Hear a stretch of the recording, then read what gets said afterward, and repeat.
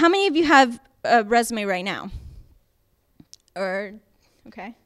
So some of you do, some of you don't. Okay.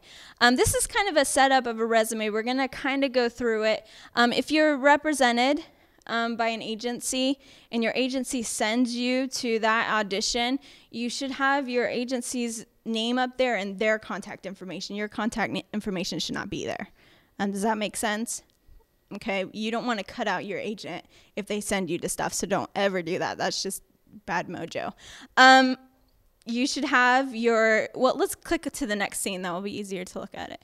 Okay, so your personal information should always be on the top, your address, phone number, email. Please make sure it's current. I've had actors come through, and I can't get a hold of them because none of their information is current. So they lost that opportunity because their phone number and their email were, and I'm not going to go search for you. I'm not going to go to your website and see if you have. If I can't get to you directly, I'm not going to search for you. So make sure it's all current. Your measurements. Now, most actors have their weight, height, hair color, and eye color on their thing. I have all of it on there. That includes your measurements, your bust, your waist, your hips, your dress size, your shoe size. That's all stuff that people are going to need to know when they're, preparing you for a wardrobe. You don't necessarily need that. If you're a model, you definitely need all that stuff. It has to be on there. So make sure that you have that.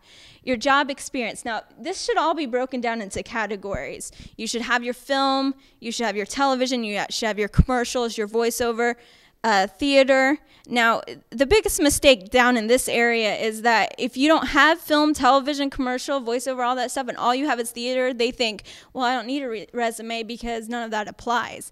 Theater absolutely applies, okay?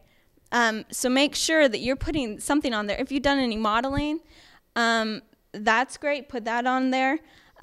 Your training. So today, you can, add this to your resume. Absolutely. I took a casting audition workshop with Charity Barger. So people know that, like Erin said with her agency, they love that you go out and you're, trying to better yourself as an actor. And that's what they look for. So make sure that that stuff is on there. Skills. This is a huge one for me because what is an appropriate skill to put on your resume? If you are not comfortable doing it in that room, at that moment, on the spot, do not put it as a skill, okay? Because they'll ask you to do it. I have had so many people come through, and they'll say that they have this amazing British accent, and they'll even say something like that, an amazing British accent, as their skill. And then I say, okay, go ahead. Well, this isn't a film that I needed, right? I'm like, well, you said you can do it. I want to know if you can really do it. But you didn't tell me this was set in England. It's not set in England. Do your British accent. So don't lie about it. I mean, just if you are a ballet dancer and you've done it for a long time, absolutely put it on there. And there's no harm in, if it's like a dance movie, not putting your skill on there, but later saying, I'm not proficient at it, but I've been taking classes in ballet for 2 years. Okay, so you can add it in later. Okay, but if you're not comfortable doing a bunch of ballet right there in front of the casting, I would not put it on there because they'll ask you to do it. Your resume should never be more than a page long. They don't like to flip through things. They just don't. They want to see it all there. It should be cut and fit to your resume. So your headshot should be 8x10, and then it should be cut and either pasted or stapled 4 times onto your headshot. So it should be cut and fit. Don't make it more than 1 page. They won't look at the back page anyway, so there's no sense in putting it there. Okay, hugely important. Do not lie on your resume. Okay, I got a great story. Okay, it's not about me, okay? But I'm going to tell you. Okay, so I was meeting this LA producer, and we were at a cattle call with my agency. I've had 4, so I've been through a lot of agencies. But does anybody know what a cattle call is? It sounds such a horrible casting call. You'll have thousands and thousands of people there. Usually the most important people, like your director and all that stuff, they're not there. Just a bunch of people, you don't know who they are, and they're mean, and you sit in line. Okay, so I'm in a cattle call, and we're about to meet an actual LA producer, which was amazing for us. And I'm about to go in, and all of a sudden this woman comes running out of the room, screaming at the top of her lungs. She was a larger woman.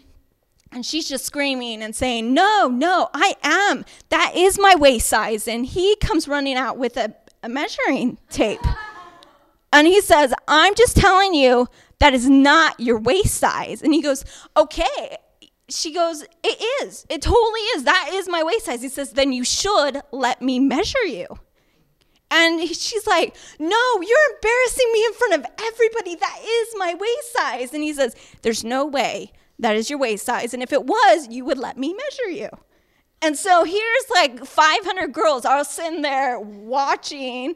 And she goes running off and calls him a bunch of names and runs out of the room screaming and crying. And so then he goes back into his office and goes, next. And I'm like, oh my gosh, this is the worst experience of my life. And I walk in and he looks at me and he hangs his head and he goes, let me guess, you want to be a runway model. I'm like, I'm 5'1". No, I don't want to be a runway model. And he goes, oh, well, what do you want to be? I would love to be an actor. Anyways, I got a call back for that one. 3 out of 500. But that one girl always stuck in my head. Don't ever lie on your resume about your height, about your bust size, your waist size, any of that stuff. If you're worried about it, don't be. Okay, if they want you to lose weight, guess what? They're going to ask you to lose weight. If they want to be taller, you to be taller, they're going to ask you, and you're going to tell them it's not possible. Okay, but they'll ask you. You know, they'll ask you to cut your hair. They'll ask you to gain weight if they want you to. Don't be embarrassed by the way that you are. Be very comfortable with who you are and what your sizes are and everything, and be 100% honest on your resume, or you will be really embarrassed. Trust me. They're not nice people sometimes. Okay, your headshot.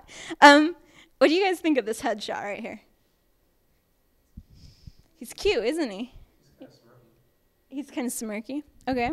Well, he got a national Disney commercial with this headshot. Can you get to the next one? I wanted to kind of explain it to you because when I looked at it, I have seen so many headshots, like glamour shots. You guys know what that is? Glamour shots. And it doesn't look anything like the girl. And so when she walks in front of me, I'm like, who are you? I mean, this don't look anything like you. So again, lying. Okay, don't make your headshot look better than what it, just don't. If you got a zit on your face, let it be there on the headshot. I would rather see the zit than to see, this like whited out weird, I don't know what they even do to make it look that way. Okay, just don't do it. It should look like you, 100% like you. Now, here's the big thing, what casting directors expect. If you send them a headshot with long hair, when you walk in, you should have long hair. Okay, if you cut your hair and you're about to go to an audition, you need a new headshot.